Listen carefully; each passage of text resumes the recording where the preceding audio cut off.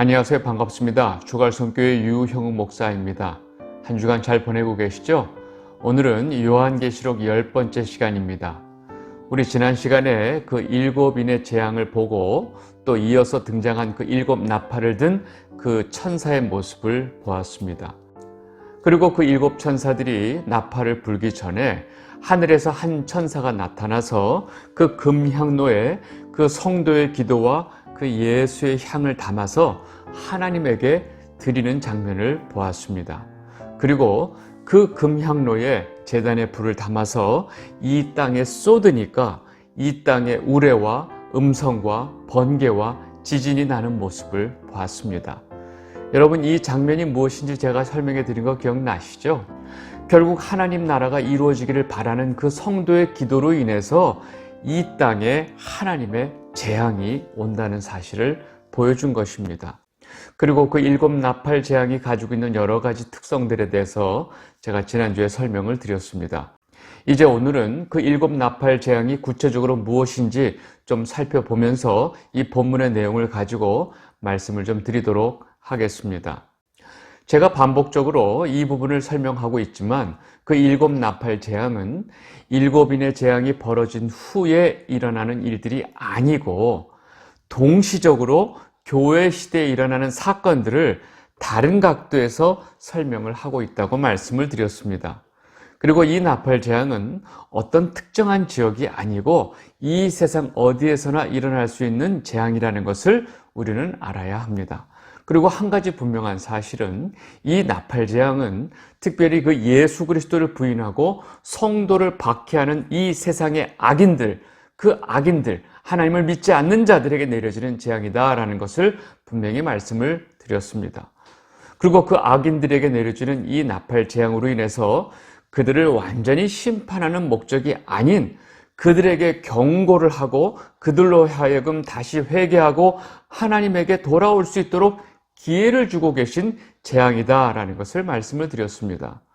이 나팔 재앙은 그 심판의 시작을 알리는 경고의 의미가 있기 때문에 그 재앙의 대상이 전부가 아닌 3분의 1만 땅, 바다, 강, 해, 달, 별에게 이 재앙이 내려주고 있습니다. 그래서 이 나팔 재앙 전체를 보면 3분의 1이 계속 지속적으로 나오고 있습니다. 반면에 대접재앙은 이 하나님의 진노를 쏟아 부어서 전체가 멸망하게 되는 재앙이라는 사실을 먼저 기억하고 이 나팔 재앙을 봐야 합니다. 그리고 이 나팔 재앙이 부어지는 곳은 이 땅, 바다, 물, 다시 말해서 지구상의 그 모든 곳을 다 향하고 있다는 것입니다. 다시 말해서 이 나팔 재앙의 대상이 되는 이 세상에 있는 악인들은 이 지구상 그 어디에도 이 재앙을 피할 수 있는 곳이 없다는 것을 지금 말하고 있습니다. 앞에 4개의 나팔 재앙은 악을 행한 자들에게 육체적인 고통을 주는 데 포인트가 있고 뒤에 나머지 3개의 나팔 재앙은 그 영적인 괴로움을 주는 데 포인트가 있습니다. 이러한 나팔 재앙의 어떤 특징들을 잘 이해하고 이제 구체적으로 그 내용을 좀 보도록 하겠습니다. 지난주에 말씀을 드렸지만 7 나팔 재앙 역시 4+3의 구조로 되어 있어서 그 앞에 4개의 나팔 재앙이 연결되어 있다라고 말씀을 드렸습니다. 앞에 그 4개의 나팔의 재앙을 먼저 보도록 하겠습니다. 요한계시록 8장 6절에서 7절입니다. 7 나팔을 가진 7 천사가 나팔 불기를 준비하더라. 첫째 천사가 나팔을 부니 피 섞인 우박과 불이 나와서 땅에 쏟아지매 땅의 3분의 1이 타버리고 수목의 3분의 1도 타버리고 각종 푸른 풀도 타버렸더라. 아멘. 첫째 천사가 이제 나팔을 부니까 이 땅에 피 섞인 우박과 불이 내려서 그 3분의 1이 땅이 타버리고 3분의 1 수목이 다 타버립니다. 여러분, 지금 이 4개의 나팔 재앙들은 그 출애굽 당시 그 모세를 통해서 그 애굽에 내려졌던 그 10가지 재앙들을 인용하고 있다고 말씀을 드렸습니다. 그렇죠? 출애굽기 9장 22절에서 25절 말씀을 보겠습니다. 여호와께서 모세에게 이르시되 너는 하늘을 향하여 손을 들어 애굽 전국의 우박이 애굽 땅의 사람과 짐승과 밭의 모든 채소에 내리게 하라. 모세가 하늘을 향하여 지팡이를 들매 여호와께서 우레소리와 우박을 보내시고 불을 내려 땅에 달리게 하시니라. 여호와께서 우박을 애굽 땅에 내리심에 우박이 내림과 불덩이가 우박에 섞여 내림이 심히 맹렬하니 나라가 생긴 그때로부터 애굽 온 땅에는 그와 같은 일이 없었더라. 아멘. 여러분, 이 바로의 완악함을 통해서 지금 지속적으로 이 애굽 땅에 하나님께서 이 재앙을 내리고 계신데, 지금 그 7번째 내려지는 재앙을 보면 그 애굽에 그 우박과 불이 떨어지고 있는 이 재앙입니다. 여러분, 지금 첫 번째 천사가 나팔을 불 때 내려지는 재앙과 똑같은 재앙을 말하고 있습니다. 여러분, 이렇게 이 땅에 우박과 불이 내려서 땅의 3분의 1이 타버리고 수목의 3분의 1이 타버리게 되면 어떻게 될까요? 여러분, 그 결과는 결국 이 땅의 기근으로 연결이 된다는 것입니다. 다시 말해서 이 재앙은 이 땅의 모든 양식을 없애버리고 사람들로 하여금 그 흉년과 같은 기근을 불러오게 됩니다. 여러분, 인간에게 있어서 가장 큰 육체적인 고통은 바로 배고픔의 고통입니다. 여러분, 셋째인의 재앙도 역시 흉년과 기근의 재앙이란 거 기억나시죠? 네, 이것이 바로 첫 번째 나팔의 재앙입니다. 이제 두 번째 나팔 재앙을 보겠습니다. 요한계시록 8장 8절에서 9절입니다. 둘째 천사가 나팔을 부니 불 붙는 큰 산과 같은 것이 바다에 던져지매 바다의 3분의 1이 피가 되고 바다 가운데 생명 가진 피조물들의 3분의 1이 죽고 배들의 3분의 1이 깨지더라. 아멘. 이 두 번째 천사가 나팔을 부니까 불 붙는 큰 산과 같은 것, 큰 산이 아니고 불 붙는 큰 산과 같은 것이 바다에 떨어져서 바다의 3분의 1이 피가 되고 이 바다 생물의 3분의 1이 죽고 그 바다에 있는 배들의 3분의 1이 깨집니다.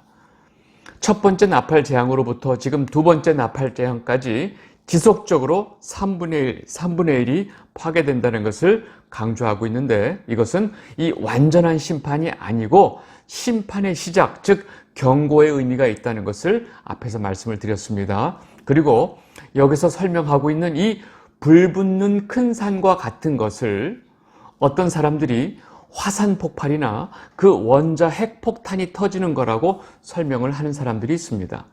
여러분, 제가 언제나 말씀을 드리지만 이 요한계시록을 설명할 때 이 시대 현대인들만 이해할 수 있는 것으로 설명하면 안 된다고 말씀을 드렸죠. 왜냐하면 여러분, 이 요한이 반모섬에서 쓴 이 요한계시록은 교회 시대 모든 성도들에게 주는 메시지이기 때문입니다. 여러분, 그러면 여기서 나오는 이 불붙는 큰 산과 같은 것은 뭐냐? 이것은 예레미야, 구약성경 예레미야의 그 말씀에서 인용이 된 것입니다. 그리고 그 내용을 보면 이 불붙는 큰 산과 같은 것은 바벨론을 말하고 있습니다. 예레미야 51장 24절에서 26절입니다. 너희 눈앞에서 그들이 시온에서 모든 악을 행한 대로 내가 바벨론과 갈대아 모든 주민에게 갚으리라. 여호와의 말씀이니라. 여호와의 말씀이니라. 온 세계를 멸하는 멸망의 사나 보라, 나는 내 원수라. 나의 손을 내 위에 펴서 너를 바위에서 굴리고 너로 불탄 산이 되게 할 것이니 사람이 내게서 집 모퉁이 돌이나 기초돌을 취하지 아니할 것이요 너는 영원히 황무지가 될 것이니라. 여호와의 말씀이니라. 아멘. 지금 여호와 하나님께서 시온에게 악을 행한 이 바벨론을 멸망시키겠다고 지금 말씀하고 계십니다. 그리고 내가 너를 불탄산이 되게 할 것이라고 말씀하고 계십니다. 여러분, 지금 이 불탄산이 뭐예요? 바로 바벨론을 말합니다. 결국 이 두 번째 나팔 재앙은 이 땅에서 하나님을 대적하는 그 세력, 이 세력을 대표하는 것이 바벨론인데 이 바벨론을 향한 재앙을 나타내고 있습니다. 그런데 왜 그 바벨론을 지금 상징하고 있는 이 불붙는 큰 산 같은 것이 바다에 떨어졌을까요? 여러분, 당시 모든 권력과 힘은 이 바다에서 이루어지는 무역, 상선을 통해서 버는 돈으로 가능했기 때문입니다. 그래서 이 바벨론 멸망에 대해서 다시 지금 이 대접재앙 이후에 또다시 이 바벨론의 멸망을 설명하는 부분이 이 요한계시록 18장에서 나오는데, 그 이 바벨론의 멸망을 자세히 설명하면서 바다들의 상선이 멸망하는 장면을 구체적으로 다음과 같이 설명합니다. 요한계시록 18장 17절에서 19절입니다. 그러한 부가 한 시간에 망하였도다. 모든 선장과 각처를 다니는 선객들과 선원들과 바다에서 일하는 자들이 멀리 서서 그가 불타는 연기를 보고 외쳐 이르되 이 큰 성과 같은 성이 어디 있느냐 하며 티끌을 자기 머리에 뿌리고 울며 애통하여 외쳐 이르되 화이또다 화이또다 이 큰 성이여, 바다에서 배부리는 모든 자들이 너의 보배로운 상품으로 치부하였더니 한 시간에 망하였도다. 아멘. 여러분, 지금 요한계시록 전체를 보면 이렇게 하나님을 대적하는 세력인 바벨론의 멸망을 여러 번 다양한 각도에서 설명하고 있는 것을 우리가 알 수 있고, 이렇게 이러한 바벨론의 멸망이 반복적으로 나온다는 것을 우리가 알 수 있습니다. 결국 이 두 번째 나팔 재앙은 바다에 내려진 재앙이지만 그 의미는 이 자신의 힘과 권력과 돈을 가지고 하나님을 대적하는 그 세력, 즉 바벨론 세력에 대한 재앙이라는 것을 알 수 있습니다. 이제 세 번째 나팔 재앙을 보도록 하겠습니다. 요한계시록 8장 10절에서 11절입니다. 셋째 천사가 나팔을 부니 횃불같이 타는 큰 별이 하늘에서 떨어져 강들의 3분의 1과 여러 물샘에 떨어지니 이 별 이름은 쓴쑥이라. 물의 3분의 1이 쓴쑥이 되매 그 물이 쓴물이 되므로 많은 사람이 죽더라. 아멘. 셋째 천사가 나팔을 부니까 하늘에서 큰 별이 강과 물샘에 떨어지게 됩니다. 근데 그 큰 별의 이름이 바로 뭐냐면 쓴쑥이라고 말을 합니다. 그래서 이 땅에 강의 3분의 1, 물샘의 3분의 1이 그 쓴쑥의 별이 떨어지기 때문에 물이 다 써지게 돼서 그것으로 인해서 사람들이 죽게 됩니다. 여러분, 여기서 등장하는 이 쓴쑥은 이 땅의 풍요를 위해서 우상 숭배를 하던 그 이스라엘 백성들을 하나님이 심판하신다고 말씀하실 때 사용되는 표현이고 단어입니다. 예레미야 9장 13절에서 15절을 보겠습니다. 여호와께서 말씀하시되 이는 그들이 내가 그들이 앞에 세운 나의 율법을 버리고 내 목소리를 순종하지 아니하며 그대로 행하지 아니하고 그 마음의 완악함을 따라 그 조상들이 자기에게 가르친 바알들을 따랐습니다. 그러므로 만군의 여호와 이스라엘의 하나님께서 이와 같이 말씀하시니라. 보라, 내가 그들 곧 이 백성에게 쑥을 먹이며 독한 물을 마시게 하고. 지금 이 세 번째 나팔 재앙은 결국 자신들의 이 풍요를 위해 우상 숭배를 하고 있는 자들에 대한 하나님의 심판을 말하고 있다는 것입니다. 이스라엘 백성들이 그 풍요의 신인 바알과 아세라를 끊임없이 섬기면서 그 하나님을 진노하게 했던 이 역사를 우리는 너무나 잘 알고 있습니다. 이들은 성전에서 하나님 앞에 제사를 드리고 바로 옆에서 바알에게도 제사를 드렸던 것입니다. 여러분, 제가 이번 주 설교 때 말씀드린 내용 중에 이 두 마음을 품지 말아라 하는 이 두 마음을 품은 자들입니다. 아주 명확한 양다리였던 것입니다. 하나님도 섬기고 바알도 섬기고 하나님에게 복도 받아야 하고 동시에 바알을 통해서 이 땅의 풍요도 누리고 싶고, 여러분, 그래서 이 남유다가 끊임없이 바알과 아세라를 섬겼던 것입니다. 그러나 그들은 결국 무서운 하나님의 심판을 받게 됩니다.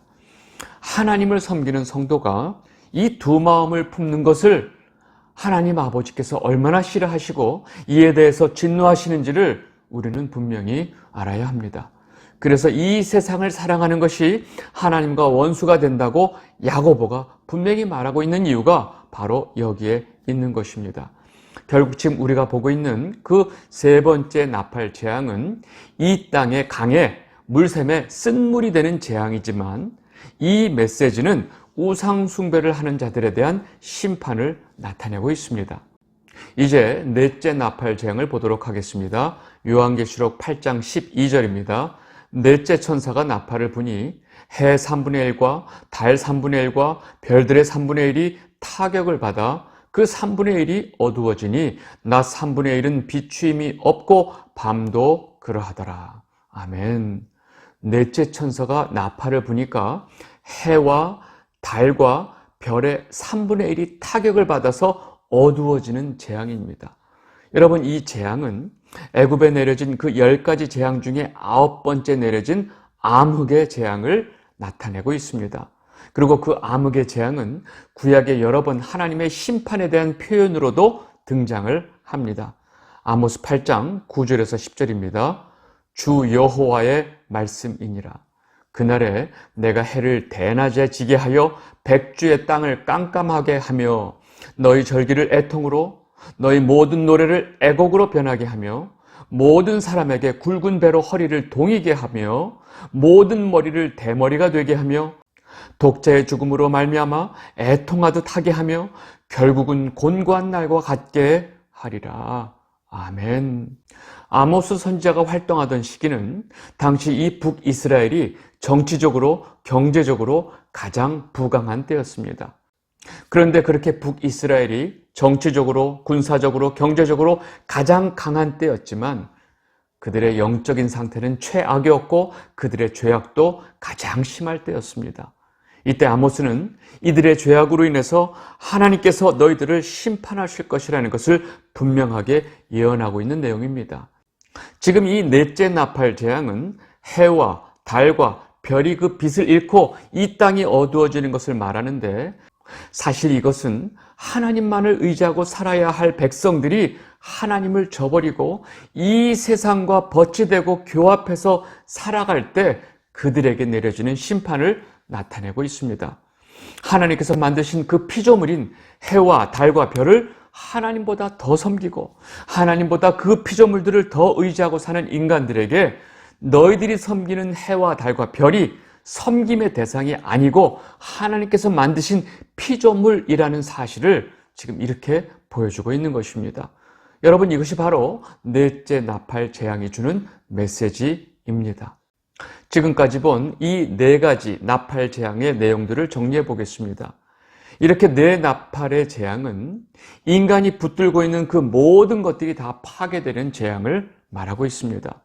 인간들이 자신의 양식을 위해서 일궈놓은 농업, 그리고 돈을 벌기 위해서 하고 있는 이 바다 해상을 통해서 하는 모든 상업 행위, 그리고 더욱더 풍요를 채우고 싶은 욕망으로 하고 있는 그 우상 숭배, 결국 이 세상에서 자기를 위해 살아가는 모든 인간들의 그 죄성을 심판하고 계신 것이 바로 이 네 나팔 재앙이 되는 것입니다. 이렇게 하나님을 거부하는 모든 인간들이 경험하는 이 물질 세계와 생태계 파괴를 통해서 이 세상 죄인들은 육체적으로 엄청난 고통을 당하게 됩니다. 그러나 성도들은 이 상황 속에서 이 상황이 무엇을 의미하는지를 깨닫고 다시금 그들의 삶의 중심을 세상에서 하나님께로 돌이키게 되는 것입니다.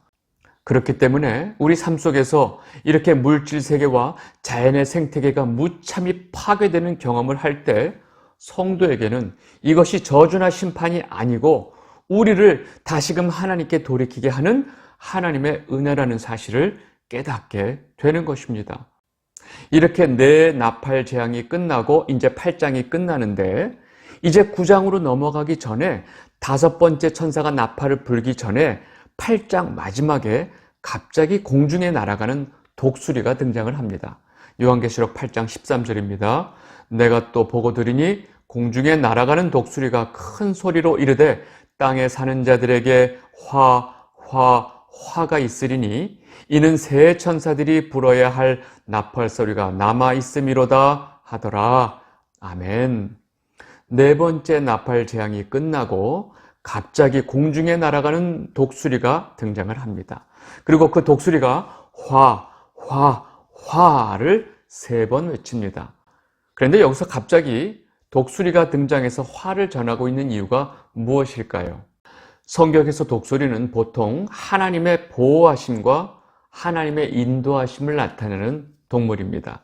출애굽기 19장 4절 내가 애굽 사람에게 어떻게 행하였음과 내가 어떻게 독수리 날개로 너희를 업어 내게로 인도하였음을 너희가 보았느니라. 아멘. 여러분, 이렇게 성경에서 독수리는 이 하나님의 보호하심과 하나님의 인도하심을 나타내는 동물이지만 동시에 또 하나님의 심판을 상징하는 동물이기도 합니다. 신명기 28장 49절 곧 여호와께서 멀리 땅끝에서 한 민족을 독수리가 날아오는 것 같이 너를 치러 오게 하시리니 이는 내가 그 언어를 알지 못하는 민족이요. 아멘. 여러분, 이렇게 독수리는 이 하나님의 심판을 나타냄과 동시에 그와 정반대인 하나님의 보호하심을 동시에 나타내는 동물입니다. 그런데 지금 요한계시록 8장 13절에 갑자기 독수리가 나타나서 화가 있도다 하면서 이 화를 선포하며 날아가고 있습니다. 여러분, 이것은 하나님께서 지금 이 땅에 내리시는 재앙이 하나님을 거부하고 하나님을 대적하는 악인들에게는 그 재앙이 되는 화가 되지만 하나님의 백성들, 즉 성도들에게는 이 재앙이 화가 아니고 하나님의 이 보호하심과 인도하심이 된다는 사실을 보여주고 있는 것입니다.